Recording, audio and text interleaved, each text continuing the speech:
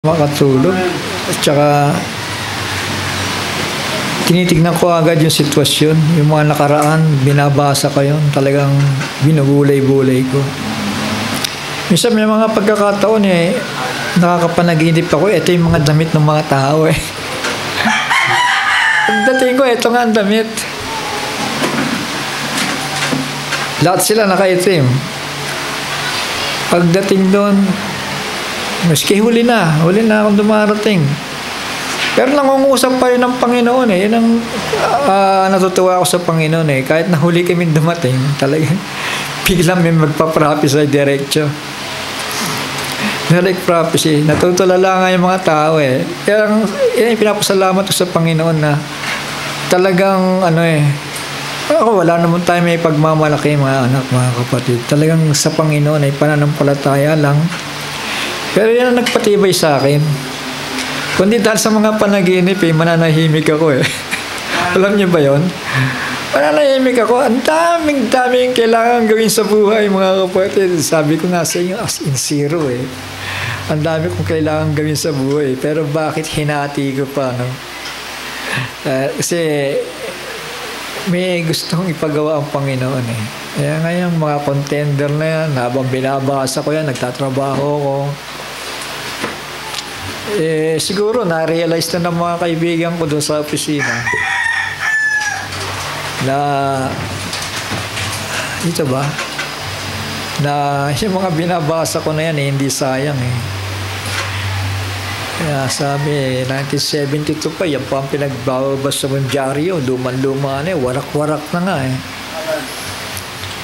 Tapos pag nagsasalita ako, yan ka na naman, puro gera naman yung binabanggit mo. Tinatawanan ako, puro gera. Kasi yun ang science di ba? Hindi naman tayo gusto natin magkagera. Ayaw natin yan. Pero dahil sa katigasan nga ni Israel, kaya yan nangyayari. Bakit may great tribulation sa kanila? Sa katigasan ng ulo nila. Nasa harapan na nila, ni-reject pa rin nila. Ganon din tayo. Tayo mga Church of Christ, yung mga matitigas ang ulo, talaga may iwan. Kasi nasa harap na nila Alin, yung propesya, yung salita ng Diyos, nasa harapan na nila. Binabasa, maya't maya, pabalik-balik, ni-reject pa rin. Kaya may great tribulation. Yun ang kadahilanan nun. Yung great tribulation, yung galit talaga, puot talaga ng Panginoon yun. Isipin mo, 5 months torment yun. Kapag nagpipreach nga ako dyan sa mga kapatiran natin dyan, yung iba siyempre nakatulala, yung iba nakanganga, yung iba nag-iisip, kasi ngayon lang nila talaga narinig yung mensahe. Gusto ko lang talaga ipaalam na may 5 months tormention. 5 months tormention. Yung ang tao, hindi yun tawag dito. Hindi yun tinatawag na, ang tawag doon, yung parang wala sa sarili na ang tawag doon sa mga pelikula yung gusto na mamatay, hindi mamatay pa. Zombie, hindi yan zombie. Pahirap yun. Gusto na nilang mamatay. Pero mapaalad lang yung okay, si Israel lumalaban, may mga gamit, barilan talaga yon, di ba? Pero 2/3 sipin mo, 2/3 patay. Ganun ang dakilang kapighatian, mga kapatid. At darating ang kapighatian sa tao na nakaalam ng katotohanan pero nag-reject. Yan, danas na natin. Yung mga inventions of doctrines na wala naman sa Bible, aminado naman yung mga tao Kasi umalingaw-ngaw yan sa end time. Yung maling doktrina na yan about Jehu and the young man. Umalingaw-ngaw na yan na hindi biblical yan. Mundik pa nga akong maniwala Kasi talagang lahat ng mga kausap kong tao agree. Sabi ko, ako na lang yata ang hindi Pero pinag-isipan kong maigi, umiyak na ako sa Panginoon, Lord, sino ba ang kasunod? Ganun kasimple lang, di ba? Brother Branham is dead. Brother Jackson is dead. Sino ba ang kasunod? Ganun lang naman kasimple, di ba? Kasi hindi naman tayo nag-iimbento ng ministry. Pero may narinig ako, Young Man and Jehu Ministry. Maraming nag-reject. Hindi raw biblical. Tinignan ko rin. Pinag-aralan ko. At hindi rin. Ano ang ministry? Nakasunod. Di ba? Ang nagpabalik-balik na ministeryo lang naman si Elijah, tama? At si Moises, tama? Pero yung John ministry, nakatago. Hindi lang kasi naging sensitive ang mga tao Tandaan natin si John ang nakakita ng mga bagay-bagay sa harapan. Tama? 96 AD. Si John ang kumain ng aklat. Tama? Si John ang inutusan. Tama? You must prophesy again. At anong mangyayari sa taong ito? Yun ang tanong ni Pedro kay Kristo, di ba? Anong gagawin ng tao na yan? Anong mangyayari sa kanya? Aba, yung sagot ni Kristo kung gustuhin ko, nasa pagbabalik ko, narito siya. Ano ngayon sa'yo, Pedro? Hindi ba? So, siguro naman, isa lang anak, bigay kay Johnson, siguro naman, napakalinaw nito. Hindi naman tayo nag-iimbento ng ministry, sabi ko nga Kasi pag nag-imbento ka ng ministry, may balik sa'yo yan, may dagok sa'yo yan, tama? Pero itong ministry sinusundan natin, mga anak, mga kapatid, John Ministry, walang makapunto Walang makapunto, walang masabi ang mga tao Kasi babalikan lang naman natin ang Bible Walang makapunto. Ang tanong lang sabi ng mga ka-meetings natin sa end time hindi kami makapaniwala na yung tao na yan, nandyan. Pero naniniwala silang may dyan. Sabi ko, kung hindi siya, sabi ko sa kanila, sino ngayon? Ipakilala nyo sa akin, sabi ko. Ako, hindi naman ako panatiko. Pwedeng sabihin ko, kung ayaw nyo sa kanya, pwede ko rin sabihin yan na hindi siya. Di ba? Ngayon, kung hindi siya, sino? Di ba? Karoon lang naman, di ba? Kasi biblical Hindi mo matatanggihan na may John ministry. Mga kapatid, hindi kasi ang yaman dito hindi pinag-uusapan. Pag pinag-usapan ng pananampalataya, hindi pinag-uusapan ng talino, ang yaman, ang kalagayan sa buhay. Hindi pinag-uusapan yan. Ang pinag-uusapan dyan ay yan ba'y kapahayagan mula kay Kristo? Nakasulat ba yan? Ganon, di ba? Yun ang yun ang basihan, nakasulat. Kasi yung Biblia nga, inipit-ipit mo dyan, di ba? Ayaw mo pakawalan yung Biblia. Ibig sabihin, lahat ng impormasyon nasa Bible. Ngayon lang nila narinig ang bagay nito, kaya nanibago ang mga tao. Huwag niyong uugaliin yon na magdududa tayo sa bawat nakasulat.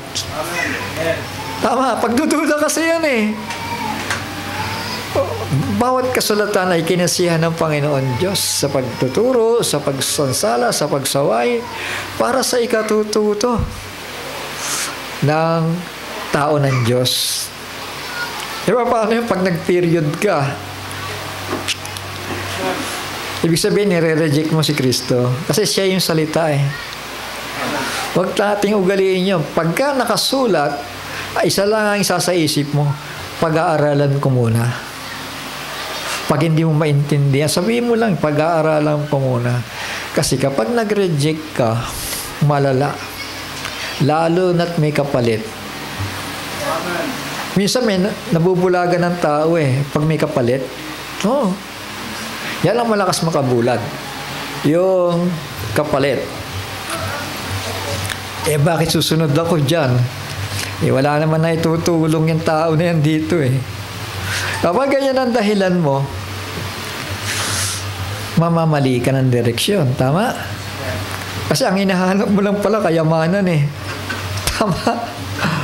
Popularidad, yung presentation lang palang hinahanap mo. Hindi ganon. Kailangan sa atin, na mananampalataya, tumulad sa Kanya. Namuhay yan eh. Laman of sorrow, sabi ko nga. Hindi yan namuhay na marangya, masarap ang kinakain, o namuhay ng lang sabihin natin masaya. Man of sorrow nga eh. So hindi ganyan. So ano magiging resulta kapag mali ang sinimulan ng tao sa kanya ministry? Diyan na ngayon ang paglihis. Naniwala kayo? Diyan na ngayon ang paglihis kasi yung pinaka-pundasyon, yung ministry kasi ang pundasyon eh. Pag tinanggihan mo ang pundasyon, ang ministry, kahit anong pagsisigap mo, lilihis at lilihis ka dahil may tinanggihan ka sa salita.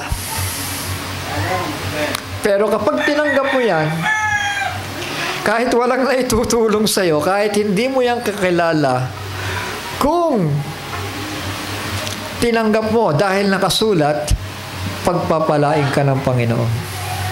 Hindi lang material na pagpapala, kundi bubuksan ang unawa. Asa yung mga bata, bubuksan ang unawa. At yan ay makalangit na pagpapala. Tama? Na hindi kailangan natin ipagpalit sa material na pagpapala. These words are spirit and they are life. Buhay yun eh. Walang hanggang buhay. Yung salita, kaya si Kristo galit na galit sa mga taong nagre-reject ng salita. Galit na galit siya doon. Ha? Kaya huwag nating isipin na lagi God is love. Kasi kapag nag-reject ang isang tao, diyan makikilala na God is wrath. Once rejected the word of God, magiging, kasi parang magulang nga natin siya. Ayaw ng magulang natin na tinuturuan tayo ng tama sa lahat ng bagay. Sa kung ano pa man yan ay tinuturo ng magulang. At kapag taas ni-reject ng tao, ng anak, siyempre magagalit ang magulang, di ba? So, ganun yun. Pararanasin ng tao na once na tinuruan at ay magre-reject. Tama? Alam nyo, namangha ako kasi ang talagang iniintay natin ay 7 thunders di ba? Namangha ako doon sa preaching ng isang tao, no? Dapat ang pinagdiinan niya ay ang ministry about the 7 thunders. 7 thunders ang nawala Sabi sa amen? Totoo yan na may 5-fold ministry. Dahil sa 5-fold ministry, diyan kukuhain ang 7 thunders. Sabi sa amen? Ha? Dahil ang 7 thunders, hindi po mahaba ang kanilang ministeryo. Half-hour silence lang po yun. Pero ang 5-fold ministry, yan yung mahabang ministeryo. Dahil yan po ay nagdadala ng message of perfection for the bride. Tama? Tuturuan tayo nun ng perfection. Tuturuan tayong lumakad. Tuturuan tayo ng pahayag. Tuturuan tayo ng mga bagay patungkol sa mga selyo. Tama? Kaya nga, bukas na nga ang 6 na selyo Isang selyo na lang. At yan po ay ang 7th seal. Ano nilalaman ng 7th seal? Yan na po ang voices of the seven thunders. At maiksi lang yun. Kailang mangyayari yun? Alam nyo, kaya hindi ako nagmamadali eh. Ako, kalmado dito, mga anak, mga kapatid. Kasi alam kong kung kailan sisigaw ang mga kulog. Ha? Kapag nakita nyo, ang templo ay nakatayo na. Diyan palang aater ang mensahe ng 7 kulog. Tama. Pero may tanong eh. Brother Arky, sino ba yung may potensyal sa 7 thunders? Marami kasi nag-claim dito, kinuha ng Panginoon eh. Niwala ba kayo? Marami nag-claim na isa raw siya sa thunders, pero kinuha siya ng Panginoon, patay eh. Mga kapatid, hindi pwedeng gawing biro-biro ang bagay nito dahil ang 7 thunders ay sinikreto ng Panginoon at hindi siya papayag na ganon-ganon lang yon. Pero may nagke-claim, mga kapatid, na kailangan natin paniwalaan na first bang of thunder. Natural. Sino ba yung inutusan? Si Juan. Tama. If I will that he tarry until I come, until I return. And what shall this man do? He will prophesy again before many nations, people, kindreds, and tongues.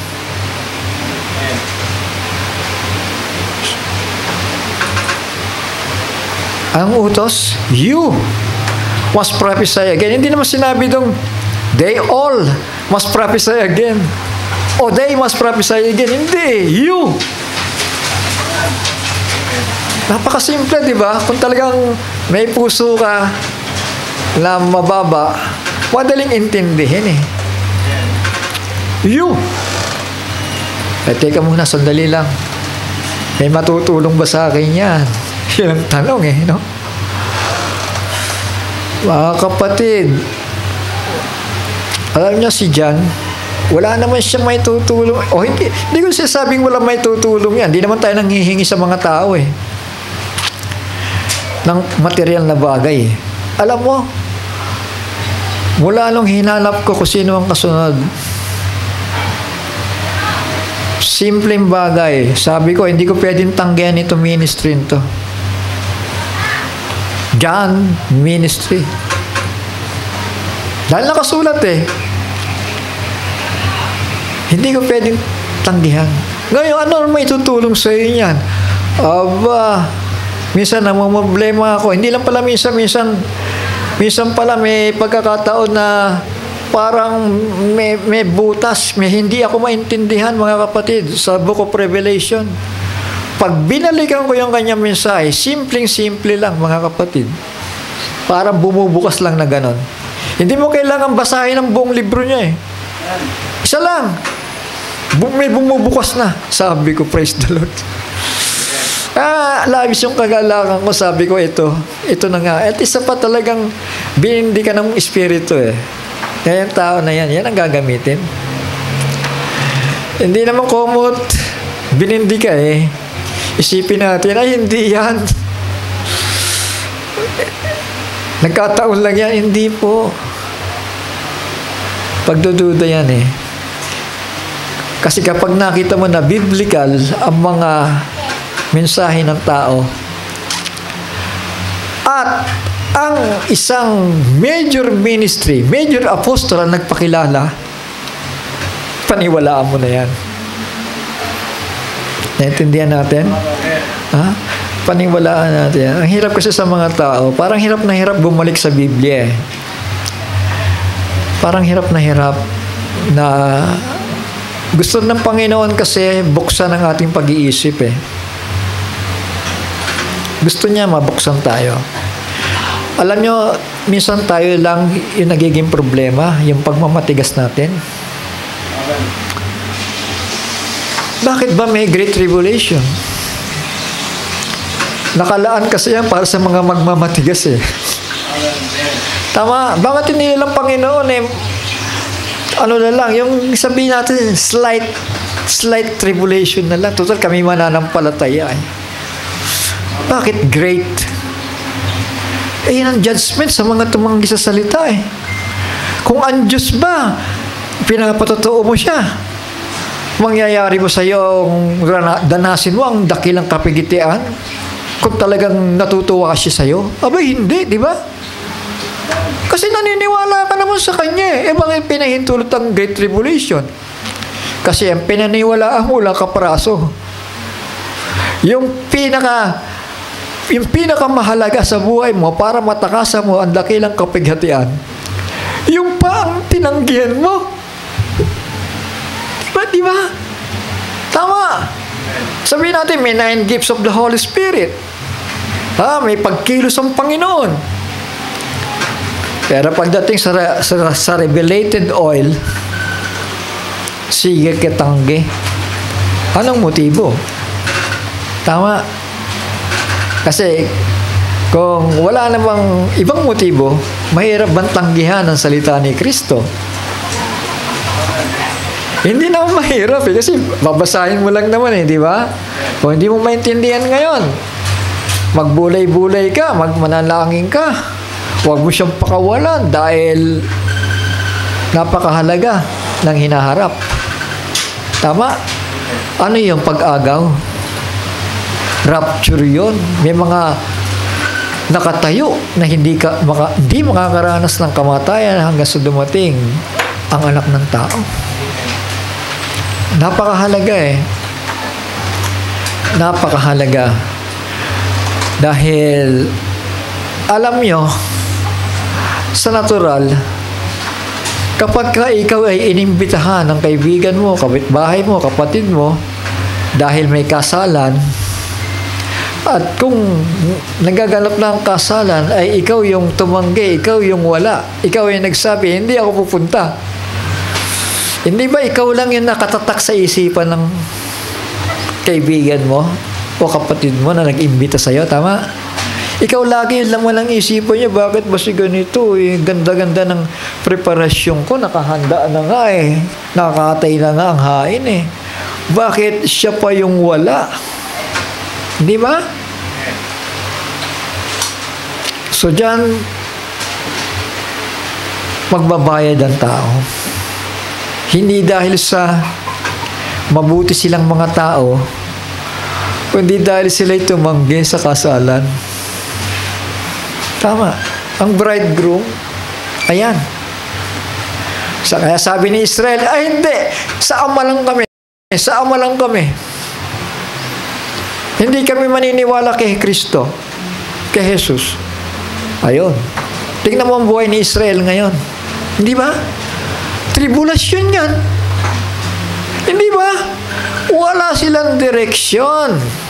Tingnan mo yung mga hari nila, yung kanilang mga gobernador, yung kanilang mga prime minister, mga presidente. Pagkausap yan, in-interview, nakaganon lahat yan. Hindi ba? Hindi yan masaya sa nangyayari ngayon. Pero yan ay initial pa lang.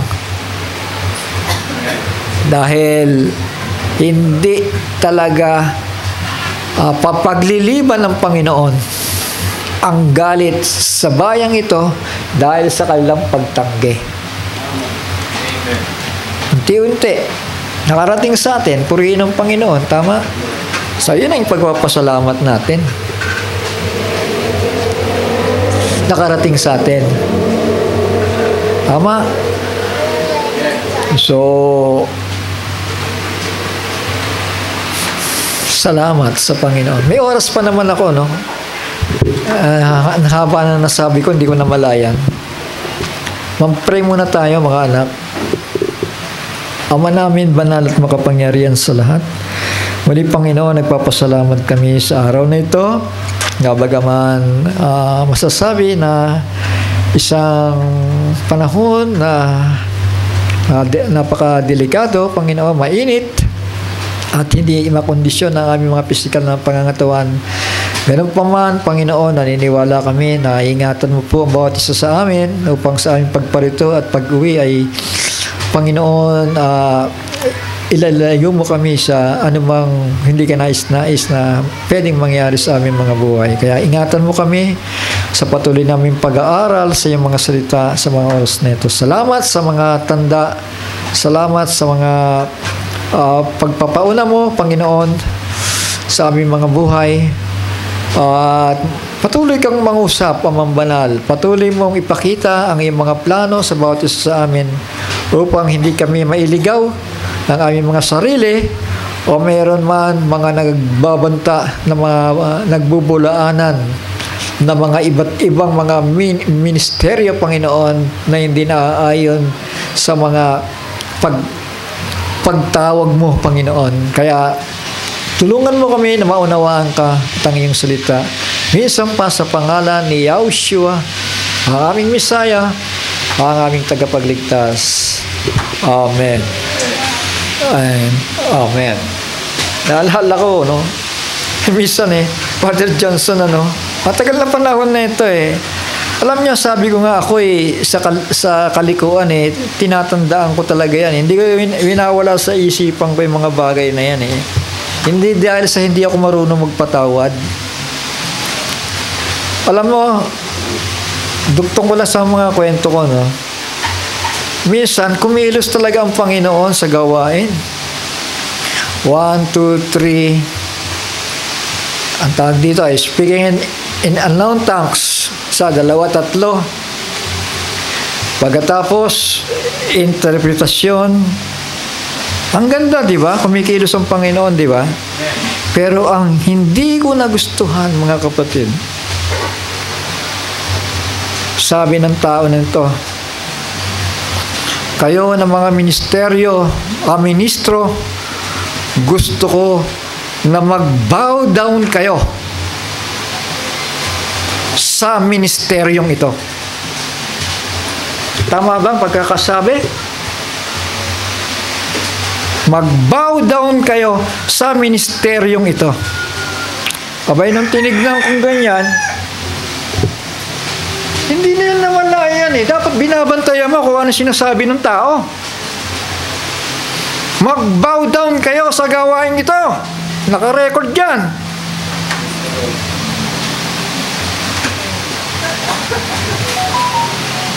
Bow down naman. Sabi ko, delikado yung salita na yan Sige nga. Parang ang ganda pakinggan, di ba? Di ba? Anong sabi ni Nebuchadnezzar? Mag-bow down kayo sa imaheng ito.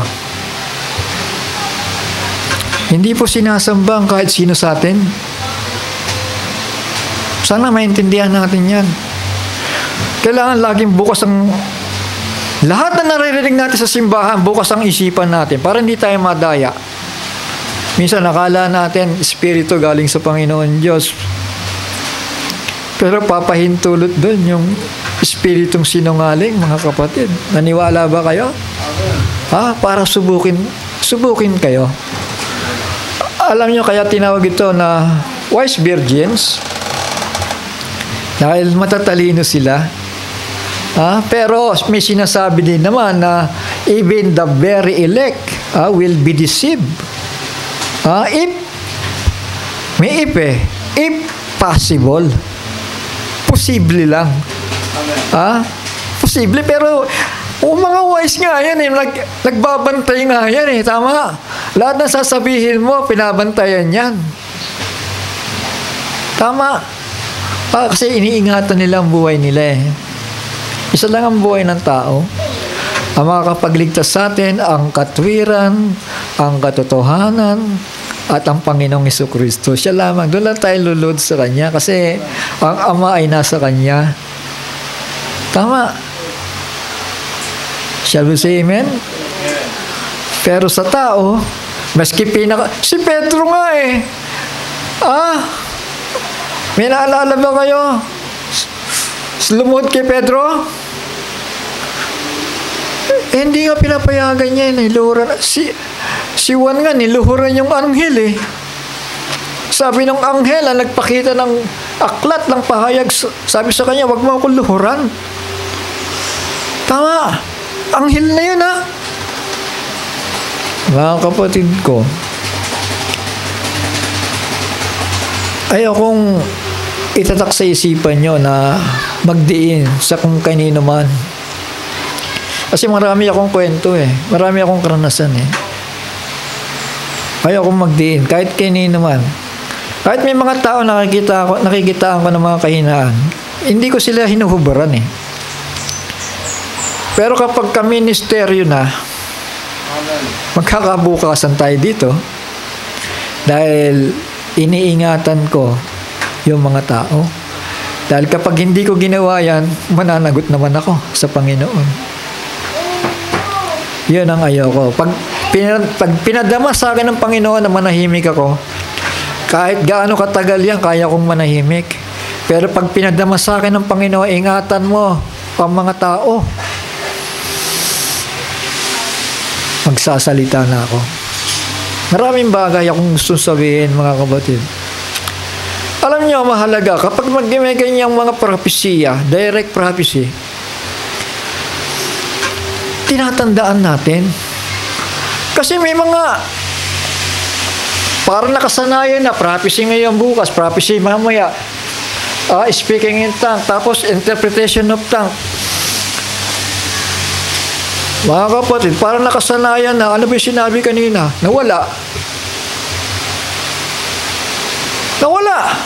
Kasi parang nakasanayan na eh, maya't maya meron eh. Mga kapatid ko, tatandaan natin. Importante lahat ng sinasabi ng Panginoon. Napakahalaga. Kapag may paalala, may warning, kailangan aware na tayo doon. Pero dahil doon sa maya't maya meron, nakaligtaan na yung una.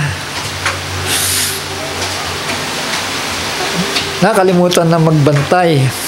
Nakalimutan na mag-ingat, mga kapatid. Huwag natin ugaliin yan. Purihin ang Panginoon. Pwede nagdag ko lang yon. At maiksi lang naman ang message ko siguro. Sana umiksi. Praise the Lord. Hiramin ko lang ito, Kenneth. May papakita lang muna ako.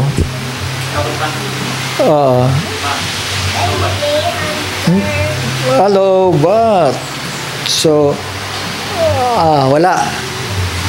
Hindi nang pwedeng ganunin, ano? Hindi pwede. Sige, di bale, imagination na lang.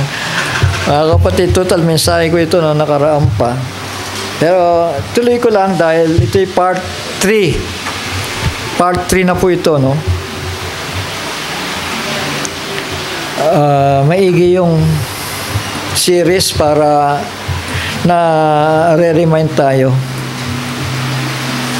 mga kapatid. So, ano yung mga kapistahan na yan, mga kapatid, na isineselebra sa season ito, mga kapatid, sa Israel, ay 7 po yung 8. Bali, sa panahon ni Moises, yung nakasulat sa Torah, kasi may mga bago na naidagdag. Pero doon sa Torah, mga kapatid, yung Passover, isa-isa lang natin. Tapos, after the Passover, ay yung 7 days of unleavened bread.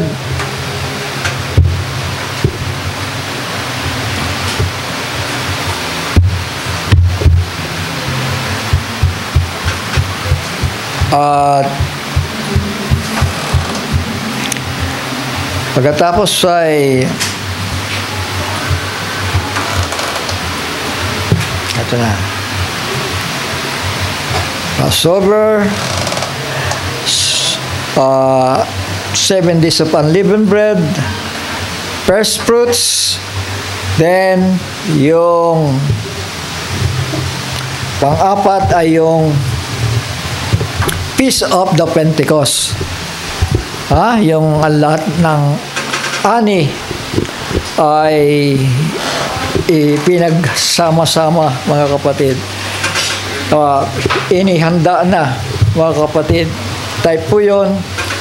At doon, mga kapatid, mayroong 2 loaves of bread na may hinaluan ng libadura, mga kapatid, na tipo po yan ng mga sala ni Israel at sala ng mga hintil, mga kapatid, na sa harap ng Panginoon ay wini-wave po yun, mga kapatid, para maialay yung kanilang mga buhay, mga kapatid, sapagkat ang Passover Lamb ay naialay na at ang mga bahagi sa first fruits na yan ng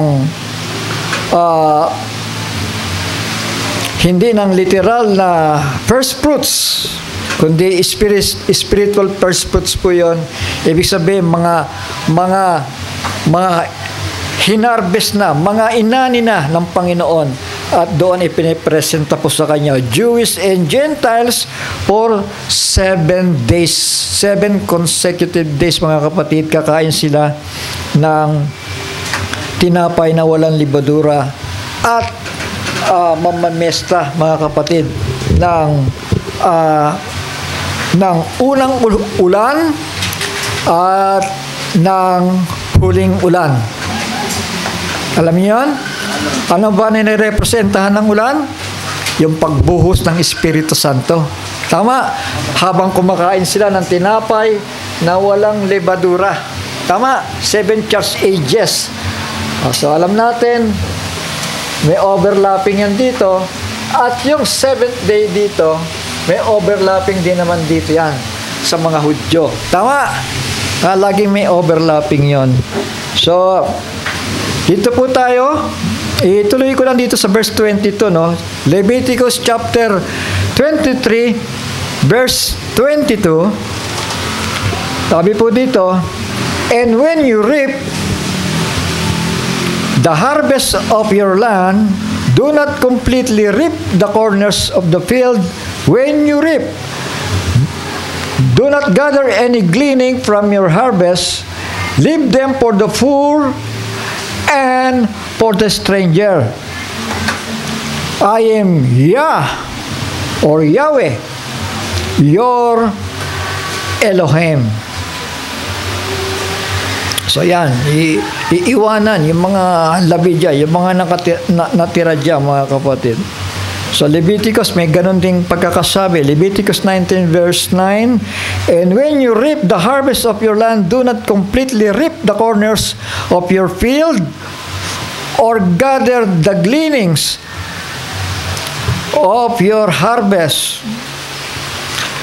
Deuteronomy 24 verse 19, when you reap your harvest in your field and have forgotten a sheep in the field, do not go back to get it. Let it be for a stranger, for fatherless, and for the widow, so that Yah, your Elohim, might bless you in all the work of your hands. So pagpapalain pala sila kapag ginawa nila yan, ano? Na marunong silang mapagbigay sa mga strangers, sa mga fatherless, sa widow. Yan po ay type nating mga hintil na bumabahagi din ng mumo kay Israel. So tayo yun. Pero mga kapatid, pagdating ng 70 AD, natuluyan yung layo ng Espiritu sa bayang ito. Tuloy-tuloy ko lang. So Exodus 23 verse 10 to 11, 6 na taong hahasikan mo ang iyong lupa at aanihin mo ang bunga niyon. Dadapot sa 7 taon ay iyong iiwan at babayaan upang kumain ang dukha sa iyong bayan at ang kanilang iwan ay kakanin ng hayop sa bukid, gayon din ang iyong gagawin sa iyong ubasan at sa iyong olibuhan, mga kapatid. After the Pentecost, mga kapatid. Ito yung instruction ng Panginoon. Magkatapos kayong umani, ay pagbibigyan naman ninyo yung iba para sila ang malagana. Pero yan, mga kapatid, sabi po dito, 6 na taon eh. So type po yan ng 6 na taon, mga kapatid, na sila'y sagana. Pero dahil unti-unti silang tumatanggi na, mga kapatid. Kaya pag dating ng 70 AD, pinagtabuyan na sila. Yan ang kaganapan na yan, mga kapatid. Sa ika-7 araw, hindi kayo makikinabang sa lupain. Hosea chapter 3 verse 4 to 5, For many days the children of Israel are to remain without a sovereign, without a prince, without slaughtering, without pillar, without shoulder garment or house idols. Afterward, the children of Israel shall return and seek Yah their Elohim and David their sovereign, and fear Yah and His goodness in the latter days. Humantong sa huling panahon. Tama? Kailan sila nawala ng pare? Kailan nawala ng pillar of fire? Kailan nawala ng shoulder garment? Nawala ng house idols? Ng prinsipe? Ng mga handog at alay? Kailan nawalan? 70 AD dahil wala na sila sa sariling bansa. Tama? Yan ang mga kaganapan, mga kapatid. Hosea chapter 6 verse 1 to 3, Come and let us turn back to Yah, for He has turned, but He does heal us. Siya'y sumusugat. He has stricken, but He binds us up. Siya'y nananakit. After 2 days, ayun, mag-iintay ng 2 days, mga kapatid. Ito na nga yung 2 days. 2,000 years, more or less. Tama? Amen? After 2 days, He shall revive us. Alam niyo, para kay Israel lang to, Hindi tayo kasama dito, Yung us dito ay Israel.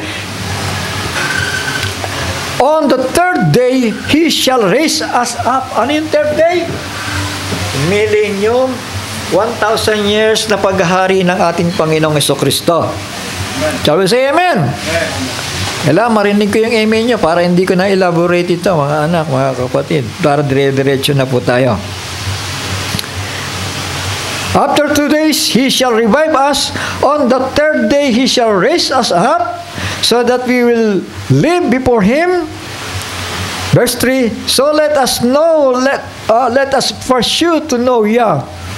His going forth is as certain as the morning, and He comes to us like a rain, sa ibang kasulatan ay early rain. Ito naman, like the rain, like the latter rain, watering the earth. Saan yung early rain? Dito, sa Pentecost. Saan yung latter rain? Dito, sa pagdating ng 2 propeta. Dahil absent sila Nasa Gentiles ang rain Tama? Nasa atin ang rain. Yung spiritual rain nasa atin, mga anak. So ito, Jeremiah 16 verse 14 to 16, Therefore, see the days are coming, declares Yah, when it is no longer said, Yah lives, who brought us up, who brought up the children of Israel from the land of Mizraim, Egypt. But Yah lives, who brought up the children of Israel from the land of the north, sa Russia, mga kapatid, sa northern, and from the lands where He had driven them, for I shall bring them back into the land I gave to their fathers. Ibabalik sila. Tama. Amen. Ibabalik sila. Kaya 1939, unti-unti, Hanggang sa panahon na yan, ang dalawang propeta, dapat kumpleto sila dyan. Tama? See, I am sending for many fishermen, declares Yah, and they shall fish them. And after that, I shall send for many hunters, and they shall hunt them from every mountain and every hill, and out of the holes of the rocks. Mga kapatid, persahan na sila. Tama. Persahan na silang ibinabalik ng Panginoon. Tama. Dahil panahon na para i-restore back sila, sapagkat sila naman ang babalingan ng mga pangako. Ipapakita niya na bagamat kayo'y nagpatutos sa akin, kayo'y sumuway sa akin, ang kapatawaran ko ay walang kapantay. Shall we say amen? Ganang magpatawad ang Diyos sa kanila eh. Isipin mo, sa galit niya, talagang binugbog sila, mga kapatid. Sinugatan sila. Pero ano sabi? Sila'y muling ibabain. Tama? Bebendahan sila. Pagagalingin sila, mga kapatid. Hanggang dito sa panahon ito. May dalawang propeta. Makita niyo mamaya kung ang layunin ng dalawang propeta na yan. At pansinin ninyo, lahat ng mensahe magdudugtong-duktong, mga kapatid. Purihin ang Panginoon. Verse 23. Leviticus 23, verse 23. And Yah spoke to Moshe, saying, speak to the children of Israel. Yung kanina, yung bahagi na yan sa verse 22, ay bahagi yan ng fourth peace. Amen? Anong pinagpapestahan natin? Banal na espiritu. Tama? Ang liwanag ng revelasyon ng banal na espiritu. Yun ang pinagpapestahan natin ngayon. Tama? Amen. Ito. Speak to the children of Israel, saying, in the 7th month, so humaba ang panahon, mga kapatid. Sa 7th month agad, on the first day of the month, you have a rest, a remembrance of blowing of trumpets, and set apart gathering. Mga kapatid, anong purpose ngayon ng trumpet na ito? Dahil nasa labas sila ng bansa para manawagan sa kanila at pauwiin sa kanilang sariling bayan, mga kapatid. Feast of Trumpets. Yun po ay later, Rosh Hashanah, yung New Year's Day nila. 7th month, Tisri 1. Pagitan ng September at October, sineselebrate ito, mga kapatid. An assembly on a day of rest commemorated with trumpet and blast and sacrifices, purpose to present Israel before the Lord for His favor. Ibig sabihin, partially, mga kapatid, nandoon na sila. Yung iba na may hangarin na maibalik, mga kapatid, ang tamang pagsamba sa Israel, nauna na, mga kapatid, at pinananalangin na nila, pinapasalamat na nila kung ano yung nabahagi nila, sapagkat may gagawin pa ang Panginoon sa kanilang mga buhay, mga kapatid. So yun, binigyan sila ng lupa, libre na po yun. Ibinigay ng Zionist, mga Kristiyanos po yan, at mga Zionist movement, tumulong po sa kanila. So may mga tumutulong, tama? Amen? So yun po kasi may mga pananampalataya yung mga tao na yun tama? Shall we say amen? Kasi hindi basta-basta na ikaw ay bigyan ng lupa para panahanan mo at pamuhayan mo na matino. So yun ang purpose, yun ang hangarin. Alam po yan, anong tinitipuhan ng trompeta na yan? Typifies the awakening of Israel through the blowing of trumpets. Ginigising na sila, tama? Bumalik na kayo sa lupa. Dahil may purpose ang Panginoon Diyos sa bawat isa sa inyo. Ayan, nangyayari na nga. At ngayon, matatag sila ngayon. Matibay sila. At hindi basta-basta ang gigirahin. Kailan po yan? In the early 70th church age. Ayan, dito 7th church age dito sa early. Around 1909, sabihin natin. 1939, yung mga kasunod na panahon, mga kapatid, nag-uwian sila. At hanggang ngayon, typifies the awakening of Israel through the blowing of trumpets in the early 7th church age until the beginning of the last week or last 7 years of Daniel's prophecy. Trumpet pa rin yun. Kaya makikita nyo dito, maraming trumpet tayong tinilakay dito. Tama? Kasi, kaduktong yun pag sinabing trumpet. Tama? Para ma-restore back si Israel sa tamang pananampalataya. Tama po? Hanggang dito yung trumpeta na yan, mga kapatid. Blowing of spiritual trumpet until she become a nation again. Kailan yon? May 1948. Tama? Naibalik siya 1948. Naging bansa uli siya. Through the approval of the United Nations. Kaya kinahabagan po sila dahil sa nangyari sa kanilang pagiging api sa ibabaw ng lupa, mga kapatid.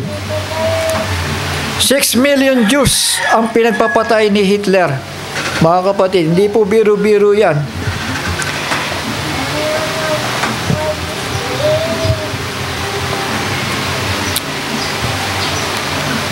So dito tayo, Joel chapter 2 verse 23 to 24. And you, children of Zion, be glad and rejoice in Yah, your Elohim, for He shall give you the teacher of righteousness. Ayan na. Mga kapatid, di ba, iinipon sila, dahan-dahan yon. At pagkatapos, bibigyan sila ng teacher of righteousness. Singular lang yun na teacher. Sino yon? Yung aral ng Panginoon. Tama? And cause the rain to come down for you. Ito na. The former rain, dito, sa Pentecost, and the latter rain. Sa panahon ng dalawang propeta. Bubuhusan sa Israel, mga kapatid, ng banal na espiritu. Babautismohan sila. Seselyohan sila, mga kapatid, ng buhay na walang hanggan. The latter rain and the former rain as before. Ayun. Yung before, yung early rain. And the threshing floors shall be filled with grain. Pagpapalain. Pagpapalain sila. Tama? And the vats shall overflow with a new wine and oil. So yan ang sitwasyon ni Israel ngayon, mga kapatid. Hosea chapter 3 verse 4 to 5. For many days the children of Israel are to remain without sovereign, without prince, without slaughtering, without pillar, without shoulder garment or idols. Afterward, the children of Israel shall return to seek Yah, their Elohim, and David, their sovereign, and fear Yah and His goodness in the latter days. Tama? Shall we say amen? Hindi dito, hindi dito, hindi dito, kundi dito. Tama?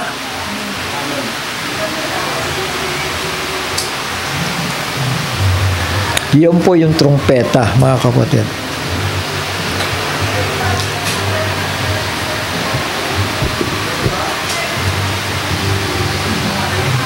The blowing of trumpets. So verse 25 ng Leviticus, you do no servile work, and you shall bring an offering made by fire to Yah.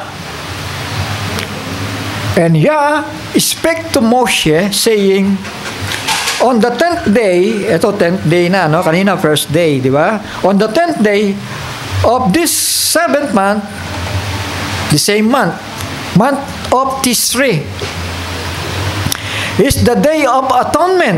O araw ng pagtubos, mga kapatid. It shall be a set apart gathering for you.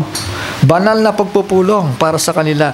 And you shall afflict your beings and shall bring an offering made by fire. Mga kapatid. Ano sabi? Sasaktan ninyo ang inyong mga sarili.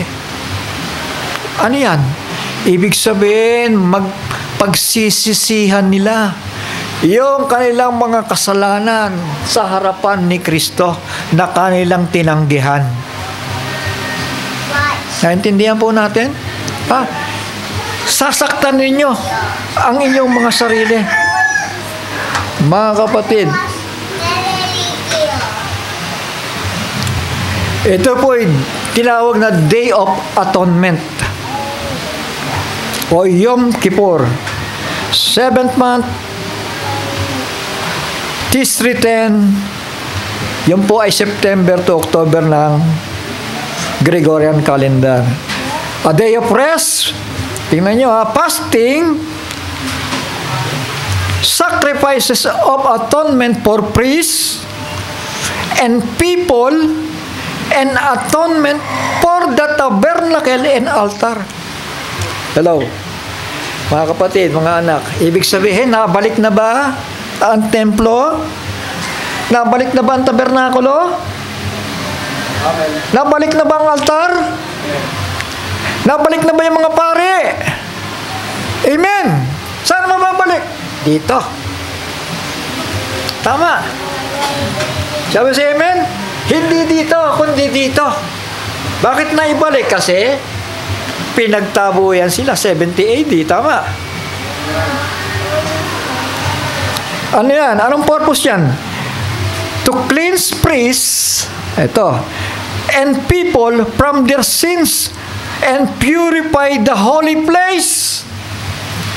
Linisan na sa Israel, mga kapatid. Aalisin na yung mga simbahan ng mga Katoliko dyan, simbahan ng kung sino-sino dyan. Aalisin na po lahat doon, mga kapatid. Zechariah chapter 13, verse 1 up to 7. In that day, a fountain shall be opened for the house of David and for the inhabitants of Jerusalem, for sin and for uncleanness. And it shall be in that day, declares Yah of hosts, that I cut off the names of the idols from the earth. Mga kapatid, aalisin na yung mga idolo doon, mga kapatid. Ha? Amen. Sa Israel yan. And they shall be remembered no more, and I shall also remove the prophets and the unclean spirit from the earth. And it shall be, when one prophesied again, then his father and mother who brought him forth shall say to him, you shall not to live, because you have spoken falsehood in the name of Yah. And his father and mother who brought him forth shall pierce him through when he prophesies. Mga kapatid, sa Israel may kautusan si Moises dyan. Kapag bulaan ka, babatuhin ka hanggang mamatay. Tama? Shall we say amen? Amen. May kautusan dyan sa panahon na yan. Kaya itong mga bulaang propeta ito, mga kapatid, doon pa lang sa mga tahanan nila, paaalalahan na sila ng kanilang mga magulang. Isipin mo, sasaksakin dahil nagsisinungaling sa panghuhula. Shall we say amen? Yes. It shall be in that day that the prophets shall be ashamed, every one of his vision, when he prophesies, and not put a hairy robe on it in order to deceive, but shall say, I am no prophet. I am a farmer, for a man sold me as a slave in my youth. Mga kapatid, ayaw na nilang manghula. Tama. Kasi doon na yung dalawang major prophets eh. Tama. Kapag may totoong propeta ba, nasa harapan mo, maglalakas loob ka ba? Abay, hindi na. Kasi nandiyan na yung dalawang major prophets eh. Tama. So, takot na sila. Dahil kapag ka nagbulaan ng isang tao, isipin nga ninyo, no? Pinapasok nga nila yung bulaang propeta ito eh. Tama. Pinapasok nga nila ito eh. Sitting in the temple of God, showing himself that he is God. Tama. Kaya diyang galit na galit yung mga magkakamag-anak.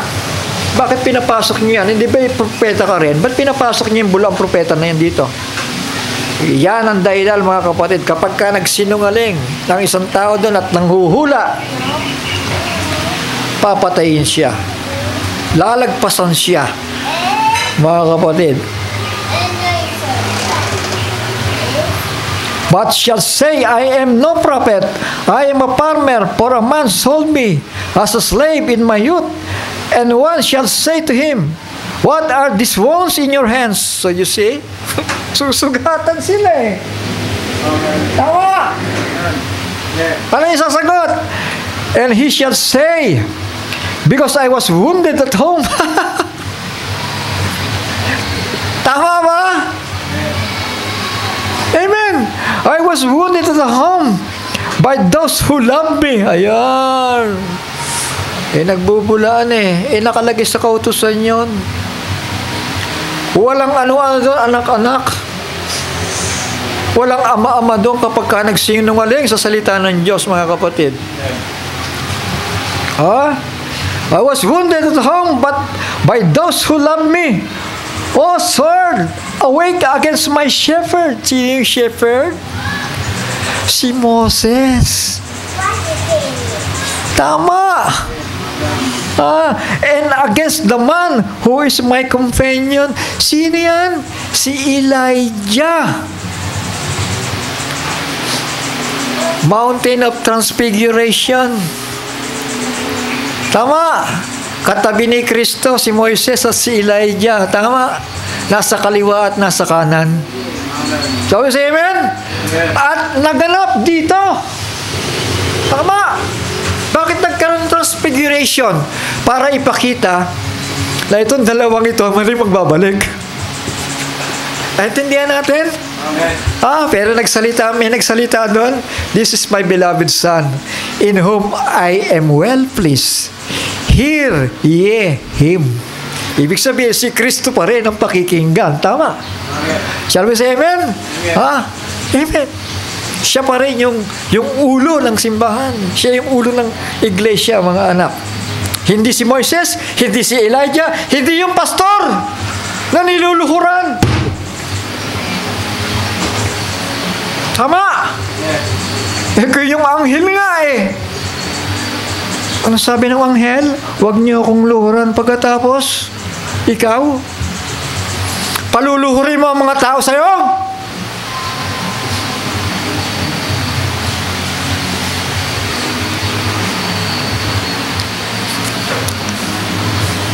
O sword, awake against my shepherd, against the man who is my companion, declares Yah of hosts. Smite the shepherd, and let the sheep be scattered, but I shall turn my hand upon the little ones. Sino yung little ones? Kaya gusto kong ulit-ulitin to eh. Sino yung little ones? Yung itinago sa ilalim ng lupa. Yung remnant ni Israel. Tama? Yung 2/3, ano nangyari? Patay. Shall we say amen? Amen. Yan ang mangyayari sa harapan, mga kapatid. I will pour out my spirit upon the house of David and upon the inhabitants of Jerusalem, and the spirit of grace and of supplication, and they shall look upon me whom they have fears. Ayan, mga kapatid.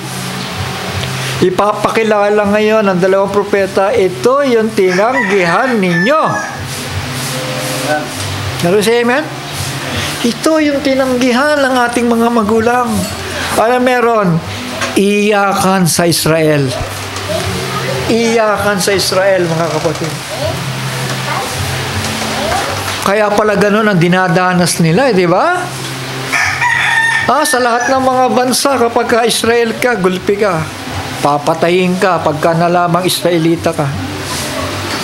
Pero napakarunong at napakatalino ng Panginoon. Dahil may mga bansa rin na nag-aruga sa kanila.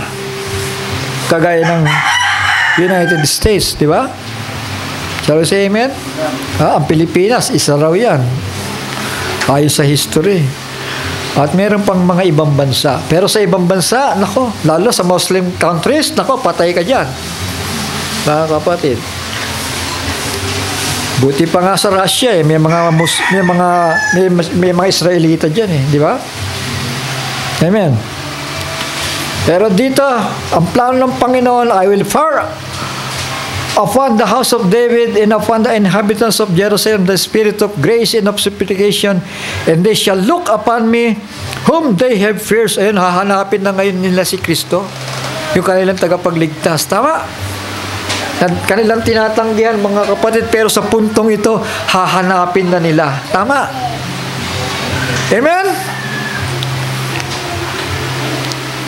They shall look upon me whom they have feared, and they shall mourn for him as one mourneth for his only son, and shall be in bitterness for him as one that is in bitterness for his firstborn. Zechariah chapter 12, verse 8 to 10. Day of Atonement. The priest will be cleansed. The people will be cleansed from their sins and purify the holy place. Mga kapatid, saan ang holy place? Dito. Ipipurify. Hindi lang yung holy place, yung mga tao doon, lalo na yung mga pare na gagamitin ng Panginoon. Shall we say amen? Dito na yun. Ano ba ang spiritual application niya sa atin, mga kapatid? Romans chapter 3 verse 24 to 26. Ito ang spiritual application naman yan. Yung Day of Atonement na yan. Yung dugo na ay binuwis ng ating Panginoon alang-alang sa ating mga buhay. Sa 24, being declared right without paying by His favor through the redemption which is in Messiah. Maganda ba yun? Walang bayad, libre ang buhay. Tama? Yeshua, whom Elohim set forth as an atonement. Ayan. So, kaya nga tinawag ng Israel yun, Day of Atonement. Tama? Ang application sa atin yan, walang iba, ang dugo ng ating Panginoong Hesukristo.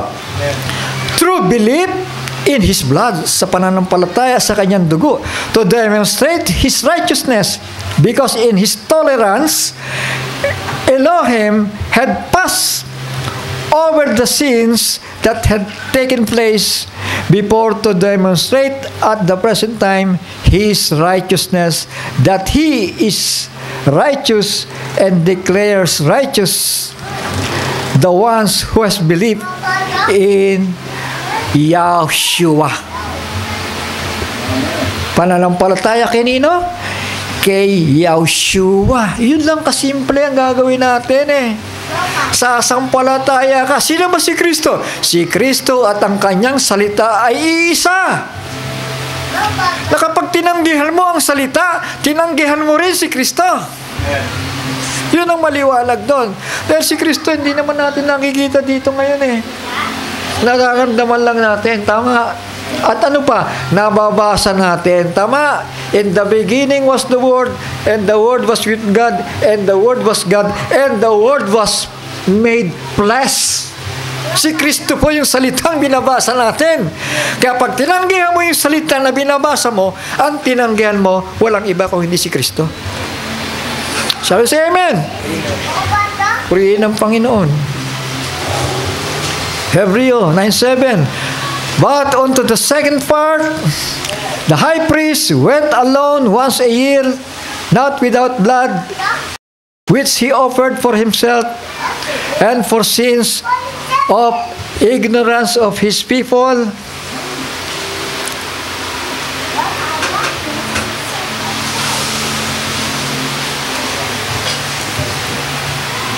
For it is impossible for blood of bulls and goats to take away sins.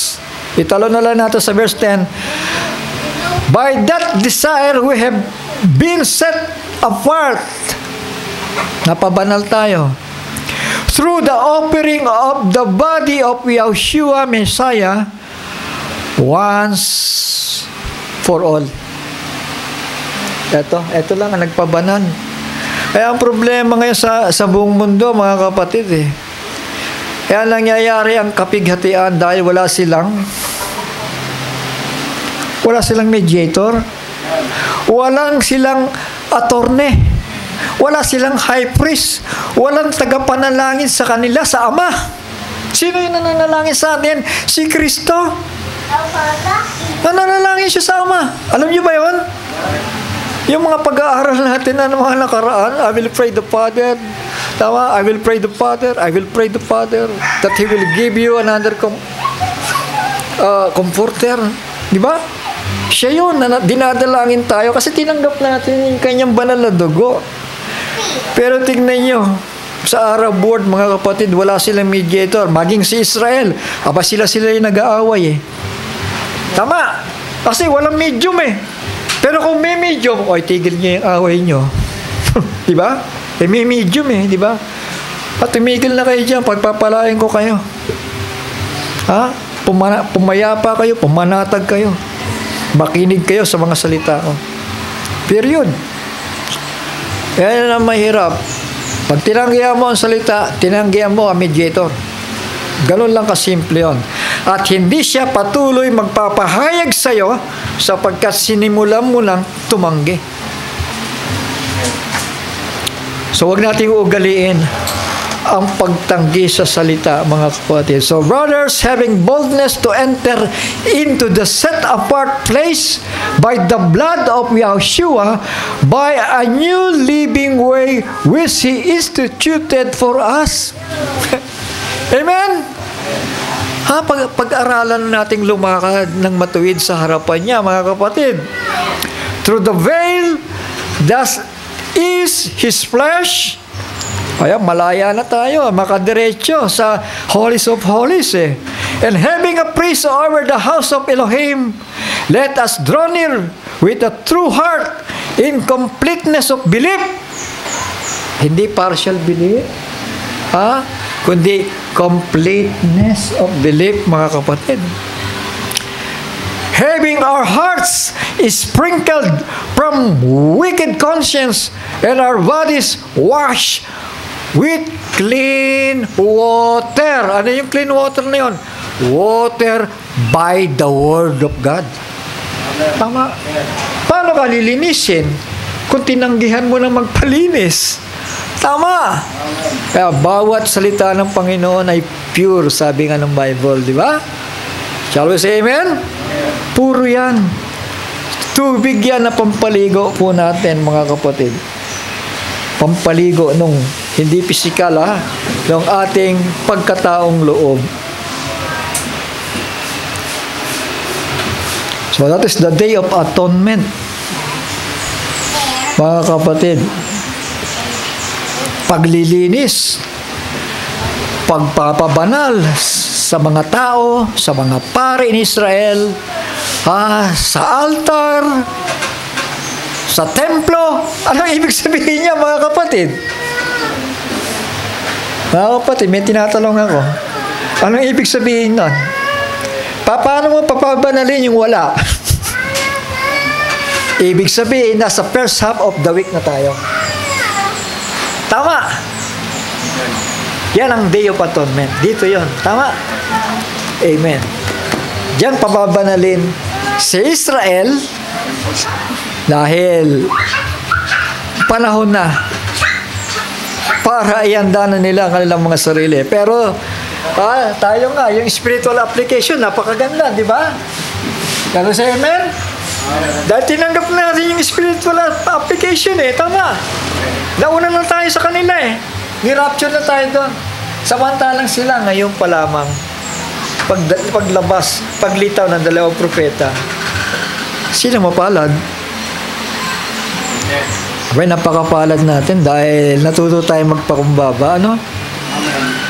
Natuto tayo magpangayo papa.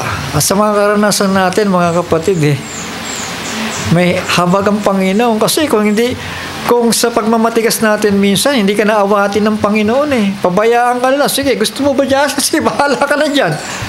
Pero dahil ipinapaubaya pa rin natin yung buhay natin sa Kanya, at mayroong mga nananalangin na nagmamahal sa buhay natin, at nandiyan ang Panginoon na nagmamahal, mga kapatid, hindi niya pahihintulot unless na-exercise natin ang pagmamatigas sa Kanyang mga salita.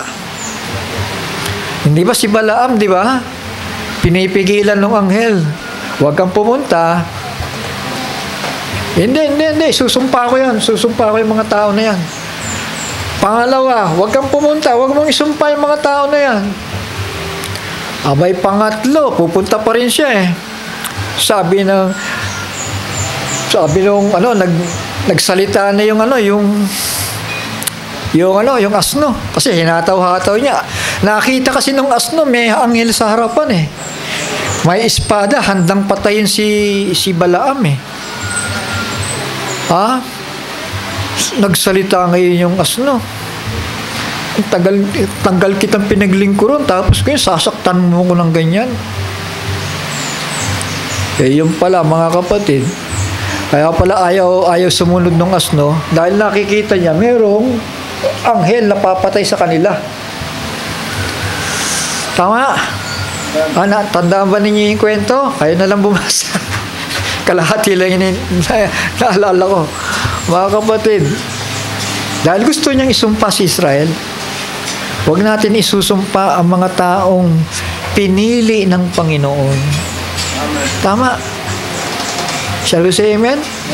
Huwag natin sila isusumpa. Mga tao na yan na nagmalasakit sa buhay natin, yung mga manggagawa na nag-iingat po sa atin, unless, sabi ko nga sa inyo, unless na ang tao ay lumihis sa salita ng Diyos, huwag ka na sumunod sa Kanya pag lumihis na siya. Tama?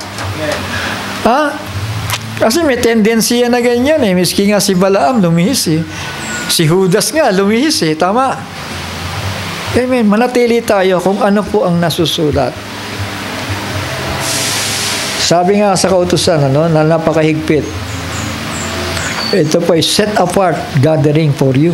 Banal na pagpupulong. Shall we say amen? Pag sinabi pa lang, mga kapatid, yung Day of Atonement na yan, o yung pagtutubos sa atin, panumbalik sa atin ng Panginoon, yan pala ay isang banal na pagtitipon na hindi dapat nating pinababayaan. And you shall afflict your beings. Sasaktan ninyo yung mga sarili nyo. Huwag naman relax na relax tayo lagi. Matuto tayo magsakripisyo. You shall afflict your beings and shall bring an offerings made by fire to Yah. Si Israel dito, mga kapatid, iyakan sila dyan. Dahil nabuksan ang kanilang kaisipan patungkol sa kanilang manunubos. How much more tayo? Hindi ba? Saan tayo nanggaling? Sa karumihan, mga kapatid. Sa kasalanan. Doon tayo nanggaling. Minsan, matuto tayong saktan yung mga sarili natin. Tama? Hindi naman yan ibig sabihin yung nagpe-penitensya gano'n, ha? Tapos na po yun. Tama? Ang ibig sabihin sasaktan yung mga sarili, ibig sabihin yung ilaan naman natin yung kaisipan natin. Hindi lamang sa tinapay. Tama? kundi sa bawat salita na mutawi sa bibig ng Diyos. Yun kailangan natin pagtuunan ngayon, mga anak, mga kapatid, bilang pagkilala. Pagkilala sa kanyang hirap, mga kapatid. Kailangan bumahagi ka rin doon eh. Minsan, matuto din naman tayo lumagay sa isang sulok at matuto rin tayong umiyak kahit hindi ka naiiyak. Alalahanin mo lang yung kanyang ginawa, mamaya tutulo na yung luha mo. Matuto rin tayong mag-fasting. Sabi nga dito, you shall afflict your beings and shall bring an offering made by fire to Yah. And you do no work on that same day, for it's the day of atonement, to make atonement for you before Yah, your Elohim. For many beings who is not afflicted on that same day, he shall be cut off from his people. So yun ang kautusan eh. Kapag hindi mo binaliwala, hindi mo sinunod yung utos na yon, ang sabi dito, mahihiwalay. Alam ba, binaliwala mo, ay saka na yan. Pare-pareho lang yan. Hindi malinaw eh. Hindi, saka na yan. Kapag hindi daw tayo nag-take heed sa mga bagay na yon at hindi natin sinubil yung ating mga sarili, mga kapatid, yun daw tao na yan ay mahihiwalay.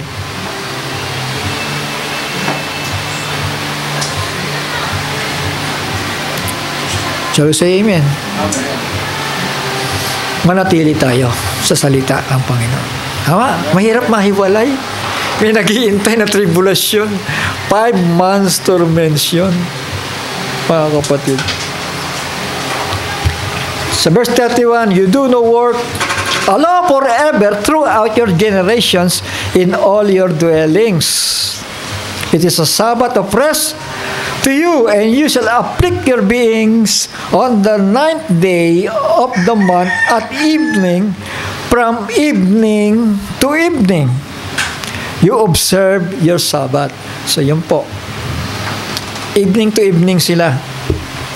And Yahweh spoke to Moses saying, so ito po, sa huli siguro tayo. So araw ng katubusan yon.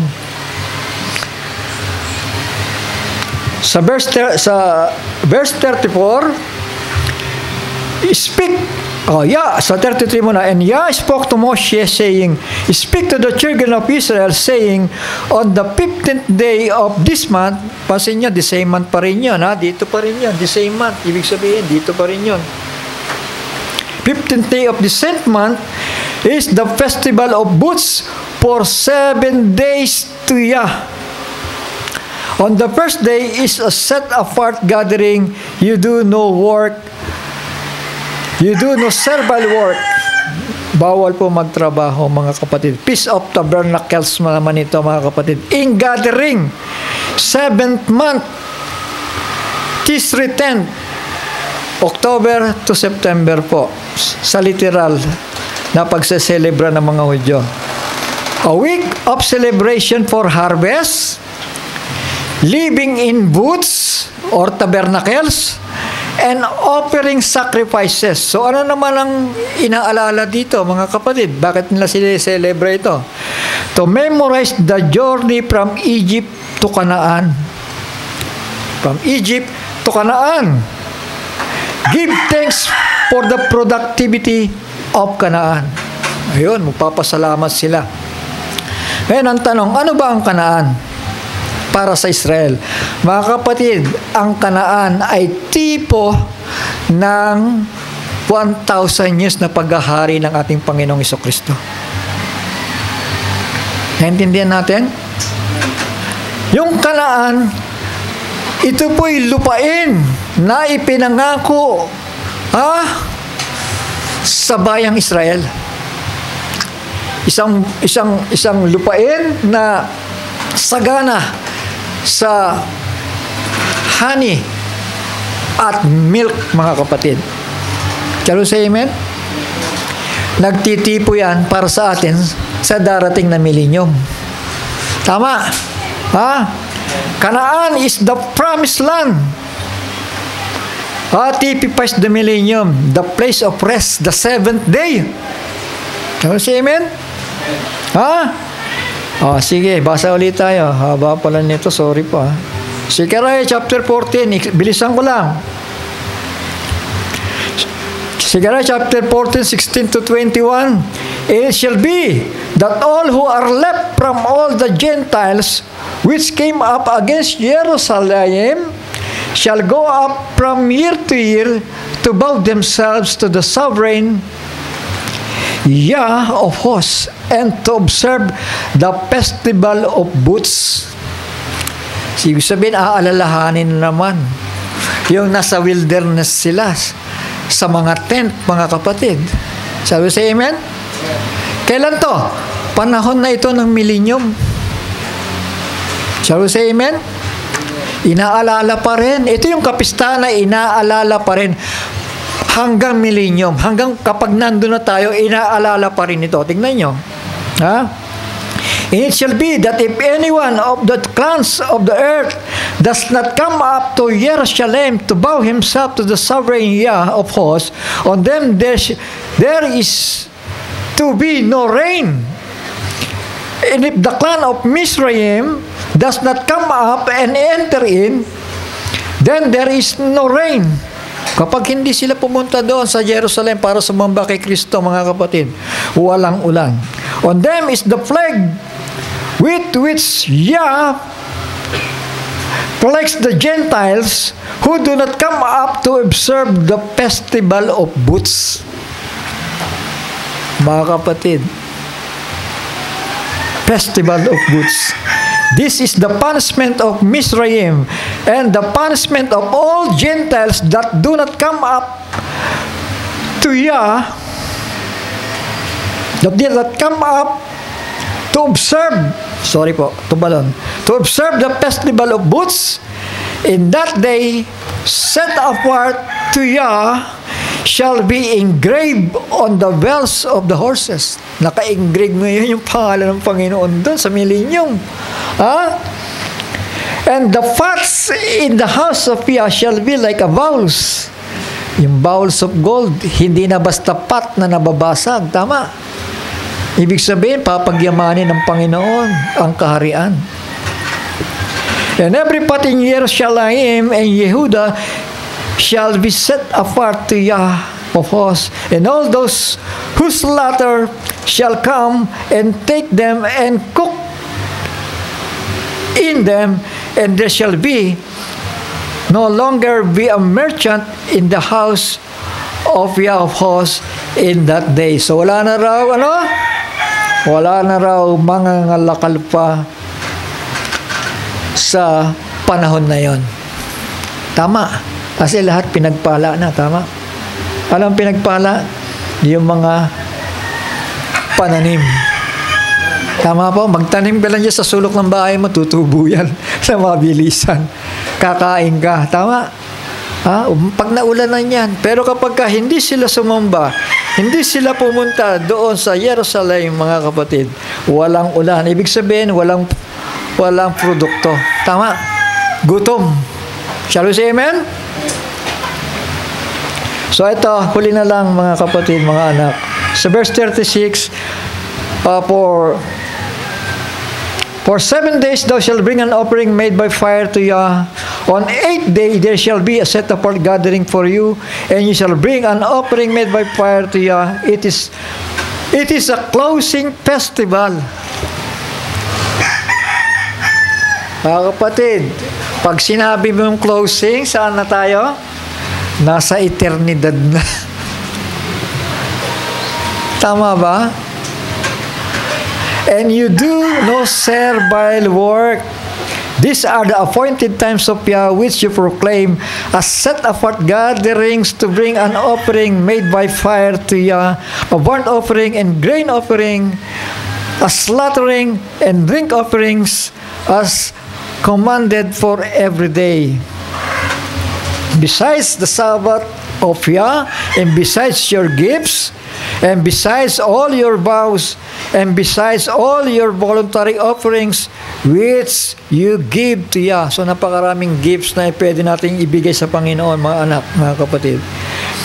On the 15th day of the 7th month, when you gather in the fruit of the land, observe the festival of Yah for 7 days. In the first day as a rest, and on the 8th day, it is a rest. Pahinga na. Nasaan na tayo? Nasa millennium na. Tama. Ha? Shall we say amen? Tama ito, mga kapatid, dahil at with details, mga kapatid, yung mga kaganapan, purihin ng Panginoon. Shall we say amen? Palakpakan nga natin ang Panginoon, mga kapatid. Yuko tayo. Ama namin, banal at makapangyarihan sa lahat. Tunay nga ikaw nakaalam ng lahat ng mga bagay. Ikaw ang siyang noon, ngayon at magpakailanman. Ikaw ito, Panginoon, naghayag ng iyong sarili upang madakil at maluwalhati sa aming kalagitnaan. Sapagkat, Ama, nalalaman mo ang lahat ng mga bagay at ipinapakita